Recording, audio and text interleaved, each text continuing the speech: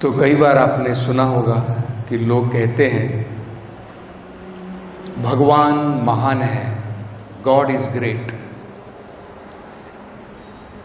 प्रभुपाद जी कहते हैं it is more important to understand how great is God, कि असल में भगवान कितने महान हैं ये समझना बहुत महत्वपूर्ण है। जब आप इस भौतिक संसार में किसी व्यक्ति के गुणों को समझते हो,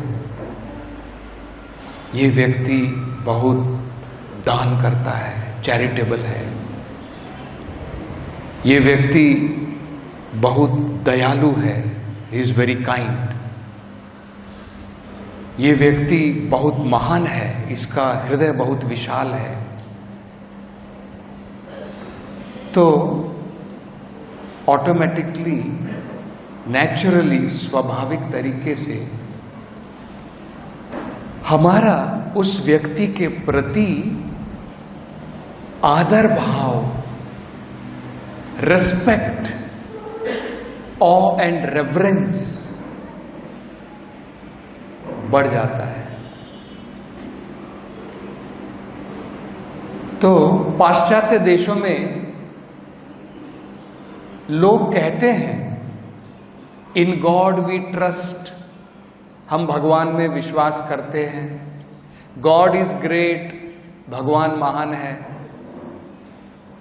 लेकिन भगवान कैसे महान है ये उनकी समझ में नहीं।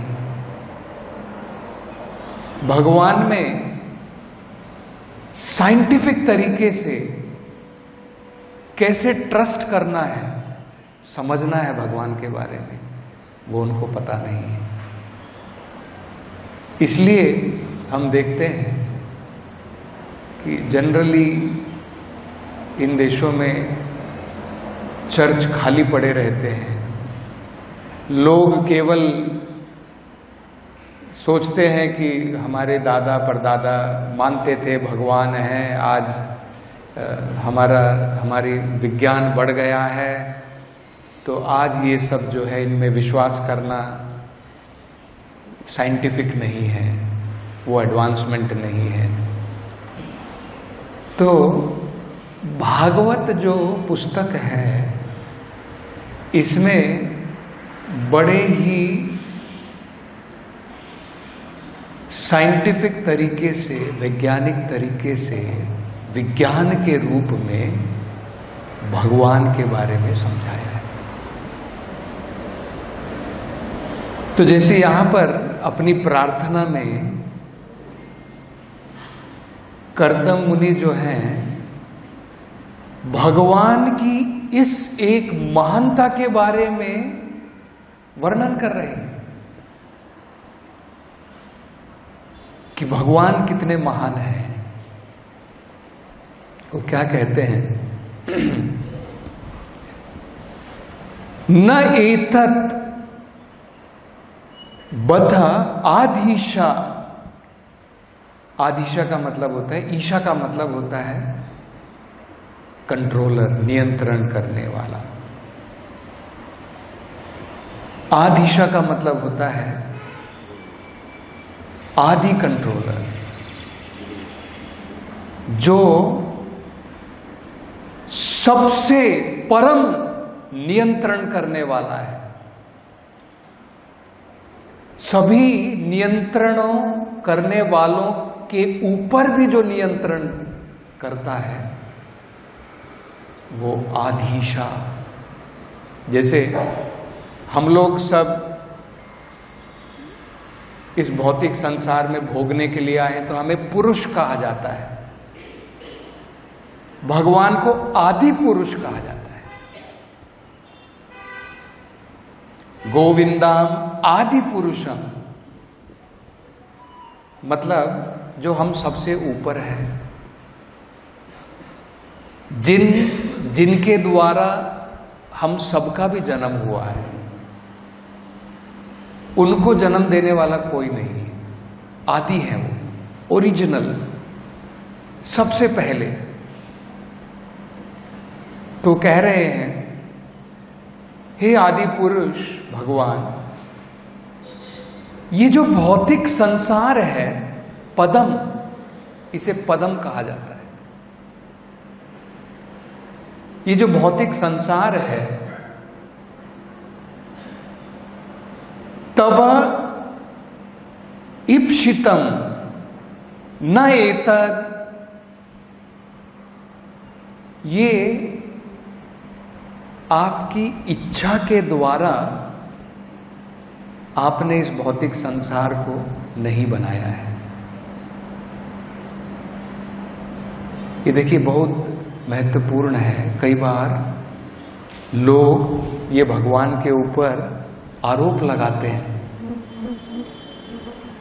भगवान ने हमें इस संसार में क्यों भेज दिया, इतने सारे कष्ट हैं इस संसार के अंदर में, जन्म है, मरण है, अनेकों प्रकार की बीमारियां हैं। प्रैक्टिकली आप देखेंगे, और खासकर कलयुग में लोग अनेकों प्रकार से पीड़ित हैं, अनेकों प्रकार से। जैसे वेदों में बताया है, 3 प्रकार के क्लेश हमेशा जीव को सताते रहते हैं। 3 प्रकार के क्लेश, आदि भौतिक, आदि आत्मिक, आदि देविक। आदि भौतिक का मतलब होता है जो क्लेश दूसरों के द्वारा हमको सहन करने पड़ते हैं। आदि आत्मिक का मतलब होता है जो क्लेश हमारा शरीर, हमारा मन हमें प्रदान करता है। जैसे कोई बीमारी हो गई, मन विचलित है, मन परेशान करता है, चिंताओं से घिरा हुआ है, एंजाइटी में है, तो ये होता है आदि आत्मिक। आदि देविक, जैसे कई बार हम देखते हैं बाढ़ आ जाती है, दिल्ली में अभी बाढ़ आ गई है, गुजरात में कुछ जगहों पर बाढ़ आ गई है, कई बार हम देखते भूकंप आ जाता है, कई बार सुनामी आ जाती है, अर्थक्वेक आता है, इतने सारे लोग मर जाते हैं। इसे आदि देविक कहते हैं। तो कोई व्यक्ति है, कम से कम इसमें से कोई ना कोई क्लेश तो हम भोगते हैं। या तो हमारा मन हमें पीड़ा देता है, हमारा शरीर हमें पीड़ा देता है, और अगर हम मन से पीड़ित नहीं है, शरीर से पीड़ित नहीं, हमारा पड़ोसी हमको पीड़ा देता है। आपका पानी अगर थोड़ा सा भी आपके वहां से बाहर निकल करके उसकी सड़क पर आ गया तो उल्हाने देने के लिए खड़ा हो जाएगा आपके सामने, लेकिन चोर उचक्के लोग पीड़ा देते हैं, इसलिए बिवेयर ऑफ डॉग लगाना पड़ता है घर में। तो ये अनेकों प्रकार के क्लेश जीव इस भौतिक संसार में भोगता है। और 4 प्रकार के भी क्लेश बताए गए, जन्म, मृत्यु, जरा, व्याधि। जब हम जन्म लेते हैं, कोई बड़े आराम से खुशी खुशी जन्म लेता है, हंस करके, वाह मजा आ गया, भौतिक संसार में मैं पैदा हुआ, है ना। आने के बाद में सबसे पहले हम लोग रोते हैं। मां को भी पीड़ा है। तो जन्म भी इस भौतिक संसार के अंदर में पीड़ा से भरी है। वेदों में बताया है 7 महीने में बच्चे को उसकी चेतना जागृत हो जाती है। आप सोचिए, अगर जब आपकी चेतना है, जब आप दुख सुख समझ सकते हैं, आपको मैं एक बोरी के अंदर में, सैक, गोनी चीला बोलते हैं ना, उसके अंदर में आपको बंद कर दूं, आप आराम से रहेंगे? वाह, बढ़िया है प्रभु जी, इधर मजा आ रहा है ना। आप हाथ भी नहीं हिला सकते हैं, पांव भी नहीं हिला सकते। आप सोचेंगे कब इससे बाहर निकलूं। ये जन्म है। तो भौतिक संसार में जन्म, मृत्यु और उसके बीच में अनेकों प्रकार की बीमारियां, बुढ़ापा। जब हम बूढ़े होते हैं तो हमारे भोगने की शक्ति कम हो जाती है। अनेकों प्रकार से जितने भी हमारे अंग हैं शरीर के, सब कमजोर पड़ जाते हैं। तो अनेकों प्रकार के हम जो है कष्ट भोगते हैं। तो ये भी हैं। तो लोग कई बार सोचते हैं क्या करें, भगवान ने भेज दिया संसार के अंदर में, तो भगवान ने भेजा है क्या, ये हमें पहले समझना है। भगवान तो आकर के कह रहे हैं सर्वधर्मान परित्यज्य माम एकम शरणम व्रज। भगवान तो कह रहे हैं माम उपेत्य तु कौन्तेय पुनर्जन्म ना विद्यते। अगर तुम मेरे पास आ जाते हो पुनर्जन्म लेने की जरूरत नहीं पड़ेगी। तो भगवान तो हमें इस संसार से छुटकारा दिलाना चाहते हैं, तो भला भगवान क्यों भेजेंगे? अगर भगवान ने भेजा होता तो लेने के लिए क्यों आते, है ना। आपने अपने बेटे को अमेरिका भेज दिया है और बाद में आप जाकर के कह रहे बेटा वापस आ जा। अरे आपने ही तो भेजा है। तो ऐसा नहीं है। कई बार क्या होता है, आपकी इच्छा के विरुद्ध अगर आपकी संतान, आपका पुत्र कुछ कार्य करती है, अनिच्छनपि, बिना इच्छा के आप कहते ठीक है ना।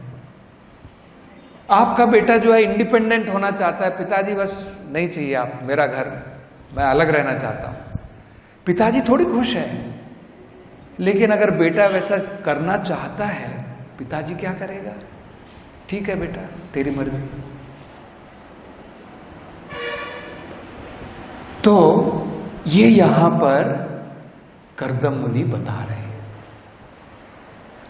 वो कह रहे हैं भगवान की इच्छा से हम लोग नहीं आए, भगवान की इच्छा से ये भौतिक संसार नहीं बना है।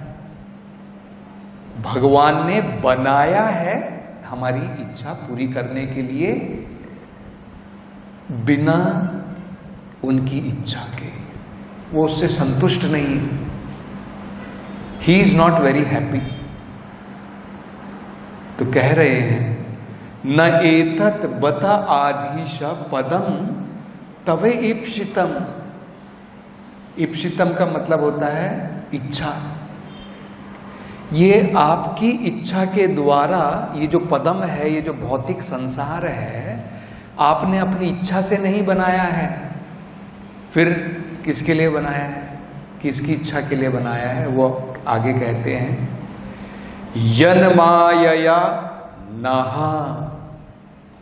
हम जीव, नहा का मतलब होता है हम जीव जो भौतिक संसार में हैं, उनकी इच्छा पूरी करने के लिए माया के द्वारा, अपनी माया शक्ति के द्वारा आपने इस भौतिक संसार की रचना की है। अब ये तो हमें पता है कि भगवान ने ही भौतिक संसार की रचना की है।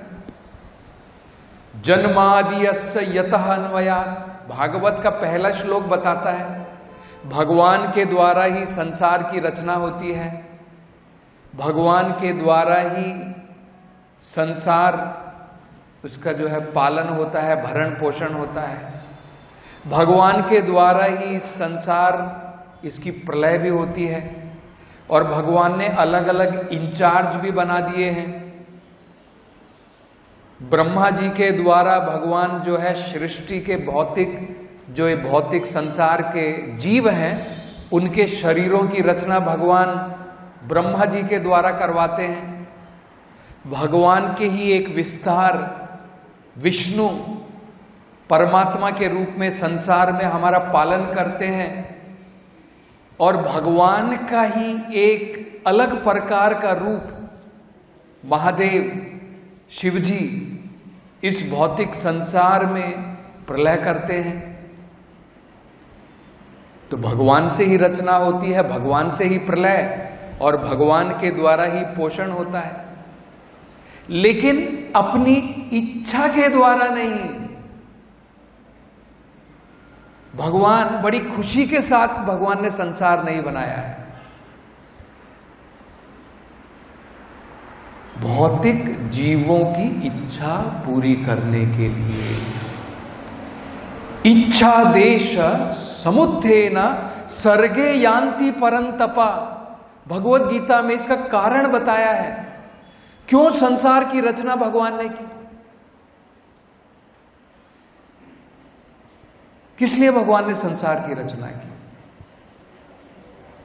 इच्छा द्वेष समुत्थेन, एक तो क्योंकि जीव जब भगवान से द्वेष करता है, द्वेष का मतलब क्या होता है, जैसे मान लीजिए आप अपने घर में मालिक हैं, आपका जो नौकर है, सर्वेंट है, अगर वो सोचे कि भाई घर का काम मैं क्यों करूं और ये मालिक क्यों,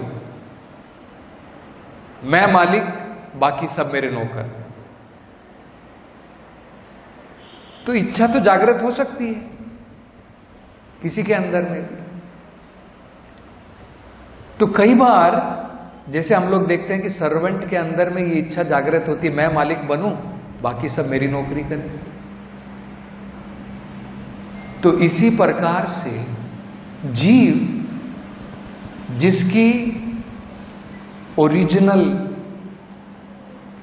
परिस्थिति जो है, जीवेर स्वरूप होए नित्येर कृष्णदास,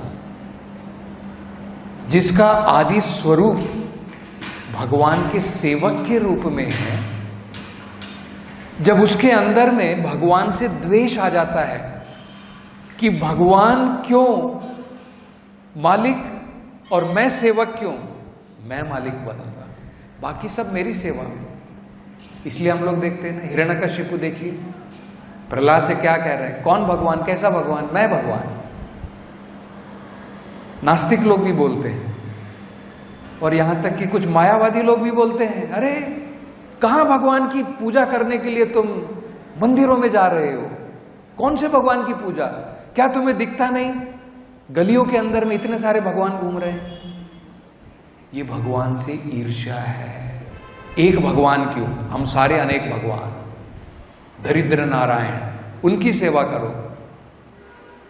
हमने तो लक्ष्मी नारायण तो सुना है ना, वैकुंठ नारायण सुना है, ये बकरी नारायण दरिद्र नारायण तो हमने नहीं सुना है। तो ये गलत अंडरस्टैंडिंग है। तो ये यहां पर जो है बता रहे हैं कर्दम मुनि, भगवान ने संसार की रचना इन भटके हुए जीवों के लिए की है। और उसके बाद में ये भी बता रहे हैं कि भगवान कितने दयालु हैं, कितने कृपालु हैं। ऐसा नहीं कि भगवान ने, कई बार हम लोग देखते हैं ना, बच्चा जो है घर छोड़ करके चला जाता है, लेकिन पिताजी बोलते हैं ठीक है भाड़ में, तेरी मर्जी करके तू चला गया, जा, अब मुझे कुछ लेना देना नहीं। लेकिन भगवान उस प्रकार के नहीं है। ऑफ कोर्स माता पिता कभी नहीं सोचते, इस भौतिक संसार में भी हम देखते हैं, बेटा कितना भी नालायक क्यों ना हो, माता पिता फिर भी उसकी भलाई के बारे में सोचते हैं। तो अगर इस भौतिक संसार में माता पिता से हम लोग जो है इंडिपेंडेंट होकर के चले जाते हैं, लेकिन फिर भी वो हमारी भलाई के बारे में सोचते हैं, हमारे सर्वोत्तम पिता वो हमारी कितनी भलाई के बारे में सोचेंगे, हम केवल उसका अंदाजा मात्र लगा सकते हैं। यही बात ध्रुव महाराज को उनकी मां सुनीति ने बताई थी। ध्रुव महाराज रोते हुए अपनी मां सुनीति के पास में आए थे कि मेरी मां मेरी जो है इस समस्या का हल करेगी। मैं अपने पिताजी की गोद में बैठना चाहता हूं और मेरी सौतेली मां ने कहा है कि तू इसके लायक नहीं है, तूने बड़ी अभागी मां की कोख से जन्म लिया है। अगले जीवन में मरने के बाद नारायण भगवान अगर तुझसे प्रसन्न हो गए और उसके आशीर्वाद के रूप में जब तू मेरे गर्भ से जन्म लेगा अगले जीवन में, तब तुझे ये फैसिलिटी मिलेगी कि अपने पिताजी के सिंहासन पर उनकी गोद में बैठ सकोगे। तो मां के पास में गए कि मां मेरी प्रॉब्लम सॉल्व करो, मैं अपने पिताजी की गोद में बैठना चाहता था, लेकिन इतना घोर अपमान।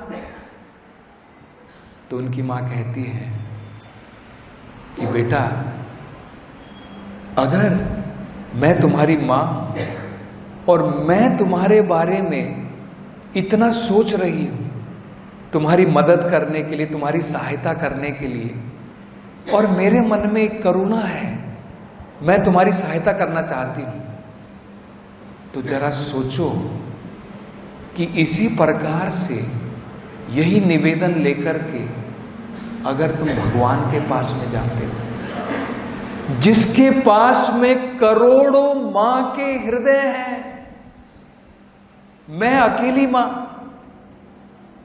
जरा सोचिए, हमारी मां से हमें इतना लगाव होता है क्योंकि मां इतना प्रेम करती है, इतना स्नेह करती है अपने पुत्र से। तो क्या हम विचार लगा सकते हैं, भगवान कोटि करोड़ों माओं का हृदय है भगवान में, भगवान अपने भक्तों के बारे में कितना सोचते हैं, ये हमें विचार लगाना है। जब ध्रुव महाराज घर बार छोड़ करके अकेले जंगल में चले गए थे, उनके पिताजी परेशान हो गए थे। जब नारद मुनि उनसे आकर के मिले, सबसे पहले अपने पुत्र के बारे में पूछ रहे हैं। वो कहते हैं, मेरा हृदय कितना कठोर है कि मैंने ये भी नहीं देखा 5 साल का बालक, 5 साल का बालक घर छोड़ करके चला गया है, जंगल में है, अर्भका। नारद जी मुझे बताओ, कहीं ऐसा तो नहीं है कि कुछ जंगली जानवरों ने उसे खा लिया हो? तो मेरा बालक तो बड़ा कोमल था। तब नारद जी कहते हैं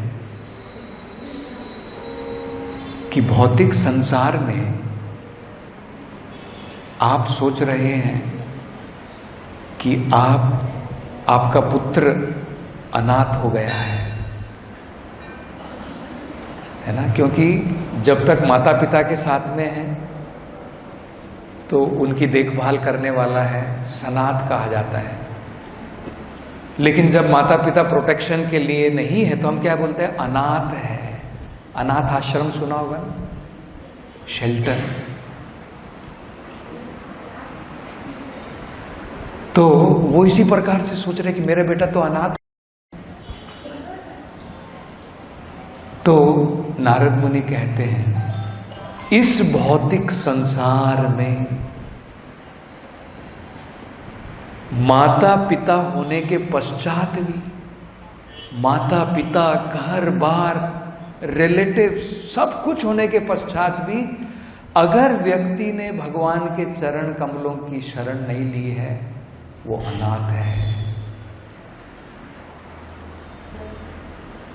और इस भौतिक संसार से अनाथ होने के बाद भी, इस भौतिक संसार की सारी प्रोटेक्शन जाने के बाद भी, अगर व्यक्ति ने भगवान के चरण कमलों का आश्रय ग्रहण कर लिया है, वो सनाथ है। तो कहते हैं कि तुम्हें चिंता करने की जरूरत बिल्कुल नहीं है। भगवान स्वयं, the supreme lord, personally takes care of his devotee. भगवान जो है स्वयं अपने भक्तों की सुरक्षा करते हैं। भगवान ने भगवत गीता में ये प्रण दिया है, कौन्तेय प्रतिजानीहि न मे भक्ता प्रणश्यति। कौन्तेय अर्जुन, सारे संसार से कह दो मेरा भक्त का पतन कभी नहीं होगा। इस वचन को पूर्ण करने के लिए कई बार हम लोग सोचेंगे ना, नहीं नहीं नहीं प्रॉब्लम आएगी, प्रॉब्लम अगर आ गई तो क्या गारंटी है भगवान मेरी रक्षा करेगा। क्योंकि हमें भगवान के ऊपर विश्वास नहीं है इसलिए भगवान छोड़ देता है। लेकिन देखिए, वही अर्जुन जिनको भगवान ने प्रॉमिस किया था, भगवान ने कहा है कि मेरे भक्त का पतन कभी नहीं होता है, एक दिन ऐसा हुआ जब भीष्म पितामह का अनेकों प्रकार से दुर्योधन ने अपमान किया कि तुम किस प्रकार के क्षत्रिय हो। स्नेह के कारण तुम पांडवों के ऊपर ठीक प्रकार से युद्ध नहीं कर रहे हो। तब क्रोध में आकर के भीष्म पितामह ने प्रतिज्ञा ली, कल के युद्ध में या तो अर्जुन मारा जाएगा मेरे हाथों या फिर भगवान को अपना वचन तोड़ना पड़ेगा। भगवान ने वचन दिया था कि मैं इस युद्ध में कुछ भी अस्त्र शस्त्र नहीं उठाऊंगा। तो अगले दिन ऐसा भयंकर रूप भीष्म पितामह ने धरा कि अर्जुन के होश उड़ गए। अर्जुन का रथ पूर्ण रूप से अर्जुन को धाराशायी जख्मी कर दिया। प्रैक्टिकली वो जब बिल्कुल मृत्यु के पास में थे, भगवान ने तुरंत क्रोध में आकर के रथ के पहिए को उठाया, निकाला और क्रोध से, भागवत में उदाहरण दिया है, जिस प्रकार से शेर हाथी के ऊपर हमला करता है, इस प्रकार से भगवान जो है रथ के पहिए को लेकर के भीष्म पितामह की तरफ भागे। और तुरंत भीष्म पितामह, क्योंकि उन्होंने वचन दिया था कि अगर भगवान अपने अस्त्र उठाएंगे मैं अपने अस्त्र छोड़ दूंगा। तो शायद आप देख सकते हैं, वहां पर देखिए मैचलेस गिफ्ट शॉप के ऊपर वो लगा है, भगवान किस प्रकार से जो है वो रथ का पहिया लेकर के सुदर्शन चक्र की भांति लेकर के जो है भीष्म की तरफ जा रहे हैं। और उस समय जो है भीष्म पितामह अपने अस्त्र छोड़ देते। ये भगवान है, देखिए, पर्सनल अपने भक्त की रक्षा करने के लिए अपने वचन को भी तोड़ दिया। भागवत में दूसरा प्रसंग आता है प्रहलाद महाराज के बारे में। भगवान नरसिंह के रूप में इतने क्रोधित थे, उस प्रकार का क्रोध ब्रह्मा जी ने कभी नहीं देखा। ब्रह्मा जी घबरा रहे हैं कि इतने क्रोध में भगवान, कैसे जाऊं भगवान के पास में। He is afraid. Lakshmi ji ने भी, उनके स्वयं के पति हैं, इस प्रकार का भयानक रूप, क्रोधित रूप कभी नहीं देखा। आपने देखा होगा ना, जब क्रोध आता है तो क्रोध बढ़ता चला जाता है। और भगवान अनंत हैं, क्या आप सोच सकते हैं? कई बार हम लोग देखते हैं ना, कोई व्यक्ति क्रोधित हो जाता है, अरे भाई, हम लोग परेशान हो जाते हैं, क्या हो गया इसको। आप क्या विचार लगा सकते हैं? भगवान अनंत है, अनलिमिटेड, अनलिमिटेड एंगर, अनंत क्रोध भगवान का। क्यों इतना क्रोध? क्यों इतना क्रोध? अपने भक्त के ऊपर कष्ट को देख करके, अपने भक्त के ऊपर कष्ट को देख करके हिरण्यकश्यप के ऊपर इतना क्रोध, शांत नहीं हो रहे। तब जाकर के जो है ब्रह्मा जी कहते हैं प्रहलाद से, प्रहलाद तुम जाओ, क्योंकि तुम्हारे लिए ही भगवान ने जो है अवतार लिया है। और तब जाकर के जो है प्रहलाद भगवान को साक्षात दंडवत प्रणाम करते हैं। और तब जाकर के जब भगवान अपने हाथ प्रहलाद महाराज के सर के ऊपर रखते हैं, तब जाकर के भगवान का क्रोध शांत होता है। मतलब भगवान जो है स्वयं अपने भक्तों को प्रोटेक्शन देते हैं। तो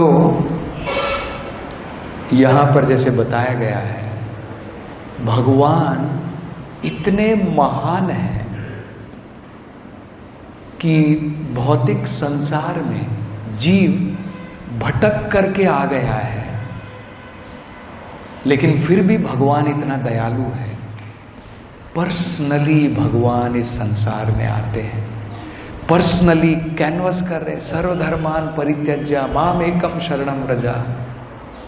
भगवान कह रहे हैं, स्वयं आते हैं, इतने सारे वेद पुराण भगवान ने दिए हैं, अनेकों अवतार भगवान के आते हैं, नरसिम्हा, वामना, कूर्मा, मत्स्य, सब हमारे लिए। भगवान को अवतार लेने की कोई जरूरत नहीं है। भगवान के असंख्य वैकुंठ लोक धाम है, असंख्य है। ये तो तुच्छ है, नथिंग। कई बार आपने देखा होगा ना, करोड़पति का 1 रुपया गिर गया, क्या वो 1 रुपये को ढूंढने के लिए जाएगा? जाएगा क्या? अरे 1 रुपया मेरा गिर गया था चिकपेट में, जाकर के वापस ढूंढ करके लाता हूं। क्या है 1 रुपये में? करोड़ों करोड़ों है उसके पास में। लेकिन भगवान देखिए कितने उदार हैं। ये संसार क्या है, इसका कंपैरिजन किया है एक गोनी चिल्ले में, बोरी के अंदर में अगर आप मस्टर्ड सीड, साशवे के दानों को आप भर दीजिए, एक जो साशवे का दाना है, कई बार हम लोग देखते हैं ना, लेकर के आते हैं दुकान से, 10-15 गिर गए तो क्या आप इकट्ठा करके लाएंगे? चलो भाई ये भी ले लो, ये भी ले लो।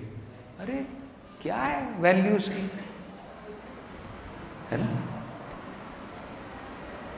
लेकिन भगवान देखिए कितने उदार हैं। भगवान के लिए कोई नेग्लेक्ट नहीं है। कई बार हम लोग सोचेंगे अरे मैं क्या हूं, भटक रहा हूं संसार में। भगवान के पास अनेकों असंख्य भक्त हैं, मेरी क्या वैल्यू है, भगवान मेरे बारे में क्या सोचेंगे, मेरी कुछ वैल्यू नहीं है। ऐसा नहीं है। तो हम लोग समझ सकते हैं भगवान जो है इस भौतिक संसार में हर एक प्राणियों को भी वापस लेने के लिए उनकी योनियों में भी भगवान अवतार ले रहे हैं। मत्स्य की योनि में भगवान अवतार ले रहे हैं कि उनका भी उद्धार किया जाए। वराह की, शुकर, हम क्या उनका उद्धार करने के लिए जाएंगे? चलो भाई कल से सुअर लोगों के लिए कुछ बढ़िया फैसिलिटी बनाएंगे, बढ़िया घर बना करके देंगे उनके लिए। बेचारे सुअर लोग जो हैं गलियों में घूमते हैं, कचड़ा खाते हैं, उनके लिए एक अच्छा होटल बनाएंगे। कोई विचार करता है? हम लोग जानते हैं सुअर मल खाता है, उसका जीवन उसी प्रकार का है। लेकिन देखिए भगवान जो है नीच से नीच प्राणी, उनके अंदर में भी भगवान अवतार लेता है उनका उद्धार करने के लिए। ये भगवान की श्रेष्ठता है। इसलिए यहां पर करदम मुनि कह रहे भगवान ये भौतिक संसार आपके लिए कुछ भी नहीं। आपने अपनी इच्छा से तो नहीं बनाया, इन जीवों की, भटके हुए जीवों की इच्छा पूरी करने के लिए बनाया है। आपको तो इधर आने की जरूरत नहीं, लेकिन साक्षात आप मेरे सामने आकर के अपने ओरिजिनल रूप में खड़े हैं। ये आपकी कृपा है। अनुग्रहाया, अनुग्रह करने के लिए आप साक्षात प्रकट होते हैं। इसी प्रकार से हमें समझना है। फिर हम लोग सोचेंगे कि भाई कर्दम मुनि के लिए भगवान प्रकट हुए थे, हमारे लिए कहां है? कर्दम मुनि के ऊपर भगवान ने करुणा कर दी। यहां पर वो कह रहे हैं अनुग्रहाय अस्तु अपि यर्हि मायया, अपनी अंतर माया के द्वारा आप प्रकट हुए हैं अनुग्रह करने के लिए। तो हम बोलेंगे कि कर्दम मुनि के ऊपर तो कर दी, हमारा क्या?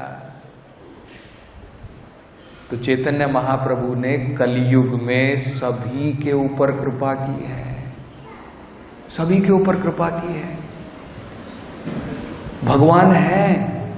अगर हम भगवान के नाम का जप करते हैं और श्रवण करते हैं, भगवान अपने नाम में है। अभिन्नत्वा नाम नामिनो, भगवान अपने नाम से भिन्न नहीं है, वो परम है, एब्सोल्यूट है। जब हम भगवान के नाम का जप करते हैं, उस नाम में है। लेकिन श्रद्धा के साथ, आदर के साथ हमें भगवान का सत्कार करना है, अपने हृदय में जगह बनानी है। हम तो घुसने ही नहीं देते हैं नाम को। नहीं भाई, बहुत सारे पॉलिटिकल टॉपिक्स हैं, मुझे सुनने हैं, स्पोर्ट्स के बारे में सुनना है, ये सुनना है, वो सुनना है, नॉवल पढ़नी है। तो हम लोगों ने अपने हृदय को गंदगियों से भर करके रखा है। भगवान के लिए कोई जगह नहीं। भगवान का नाम तो यहां से सुना, यहां से निकाल दिया। इसलिए फिर लोग जो हैं बोलेंगे माला फेरत युग गया, फिरा ना मन का फेर। तो वो सही हो जाएगा, क्योंकि माला तो आप फेर रहे हैं, मन आपका कहीं और है। भगवान के नाम का जप कर रहे हैं। भगवान अगर है, मान लीजिए एक वीवीआईपी यहां पर आ जाते हैं, मान लीजिए प्रधानमंत्री नरेंद्र मोदी जी अगर यहां पर आए, आप बैठे रहेंगे? अरे आप तो खड़े होकर के एक किनारे हो जाएंगे, आइए आइए आइए। करेक्ट है कि नहीं? जरा सोचिए, क्योंकि हमारे मन में वो है कि भाई ये वीवीआईपी है। तो भगवान को हमें समझना है। एक कंट्री के प्रधानमंत्री के प्रति अगर हमारा इतना आदर है, भगवान जो करोड़ों प्रधानमंत्रियों को बनाता है और बिगाड़ता है ना, उनके प्रति हमारा क्या आदर होना चाहिए, ये हमें समझना है। तो इसलिए जब हम भगवान के नाम का जप करते हैं, उस आदर के साथ हमें श्रद्धा के साथ सुनना है कि जब मैं हरे कृष्णा बोल रहा हूं, ये ऑर्डिनरी शब्द नहीं है। इस शब्द में भगवान प्रकट हुए हैं अपनी करुणा के द्वारा। जिस प्रकार से भगवान मंदिर में करुणा के द्वारा हमारे लिए प्रकट हुए हैं, क्योंकि हम जो रूप कर्दम मुनि देख रहे हैं, वो क्वालिफिकेशन तो हमारे पास नहीं है। 10,000 साल तपस्या की है कर्दम मुनि की तरह। रोज सवेरे उठ करके दिनचर्या में ब्रह्म मुहूर्त के समय में अपनी स्पिरिचुअल एक्टिविटी पूरी की है, वो तो हमने नहीं की है। ना उतनी डिटर्मिनेशन है हमारे मन के अंदर में। 10,000 साल घोर तपस्या करने के बाद कर्दम मुनि को साक्षात भगवान के दर्शन हुए। और कलयुग में देखिए भगवान की कृपा कैसे बरस रही है। कलयुग में चाहे पापी हो, चाहे पात्र हो, अपात्र हो, कोई भी व्यक्ति भगवान को, उनके नाम को जप करके भगवान जो है प्रकट हो सकते हैं। और भगवान के मंदिर में आकर के साक्षात हम कुछ सेवा भगवान को प्रदान कर सकते हैं। जब हम किसी से प्रेम करते हैं, तो हम कुछ जाकर के प्रदान करते हैं, कुछ सेवा करते हैं। तो ये है, तो भगवान मंदिर में है। बड़े प्रेम के साथ में हमें भगवान के दर्शन करने चाहिए, भगवान की सेवा में लगना चाहिए। मंदिर और ये भगवान का जो मिशन है सब भगवान का है, तो उसमें हमें जो है भगवान के, मानो जैसे कुछ भक्त लोग जो है किचन में जा कर के संडे भक्तों को प्रसाद बांटा जाएगा, मैं भी उसमें अपनी सेवा प्रदान करता हूँ। ये खाली नहीं जाने वाला है, भगवान नोट डाउन कर रहे हैं, आपका बैलेंस मल्टीप्लाइड हो रहा है। और जो लोग सोच रहे हैं इनको करने दो सेवा, मैं आराम से आऊंगा बस, उनका घाटा है। और जो लोग मन के साथ में कि नहीं, कोई समय माया में लगाने की जगह में बाहर जाकर के परिवार की सेवा, देश की सेवा, ये सेवा ठीक है वो भी करनी है, लेकिन सबसे महत्वपूर्ण भगवान की सेवा है कि नहीं? बाकी सेवाओं के बाद में कोई आपको कुछ देने वाला नहीं है। आप बड़े प्रेम के साथ देश की सेवा करो, देश वाले ही आपको गोली मार देंगे। परिवार की सेवा करो, परिवार वाले भी संतुष्ट नहीं है। क्या किया है तूने सारी जिंदगी, आपको बाद में बोलेंगे। सारी जिंदगी आपने उनके जो है सब कुछ किया है, लेकिन बोलेंगे क्या किया है। लेकिन भगवान ऐसे नहीं, अनजाने में भी भगवान की सेवा की है तो भगवान उसको भी नोट करते। अजामिला को देखो, भगवान का नाम थोड़ी पुकारा था, अपने पुत्र का नाम पुकारा था, नारायण, लेकिन भगवान कितने दयालु हैं ये हमें समझना है। तो अब हमारे ऊपर है, कृपण की सेवा करना चाहते हैं या फिर भगवान की सेवा में लगना चाहते हैं। तो ये यहां पर कर्दम मुनि यही प्रार्थना करते हुए बता रहे हैं कि भगवान जो है उन्होंने अपनी मर्जी से संसार नहीं बनाया है, जीवों की इच्छा पूरी करने के लिए संसार बनाया है। और उसके बाद भी भगवान इतने कृपालु हैं, स्वयं प्रकट हुए हैं संसार में आकर के। अन्यथा भगवान वैकुंठ लोक वहां पर आराम से है, यहां आने की क्या जरूरत है ना, यहां आने की क्या जरूरत है। लेकिन भगवान बड़े कृपालु हैं। तो इसी प्रकार से कलयुग में कृष्ण नाम रूपे अवतारा, कली काले कृष्ण नाम रूपे अवतारा। भगवान ने कलयुग के लोगों के लिए भी अवतार लिया है। चंडाल हो, स्त्री हो, पुरुष हो, बच्चा हो, बूढ़ा हो, कोई भी हो, सब भगवान के दर्शन कर सकते हैं नाम के रूप में। श्रील प्रभुपाद की।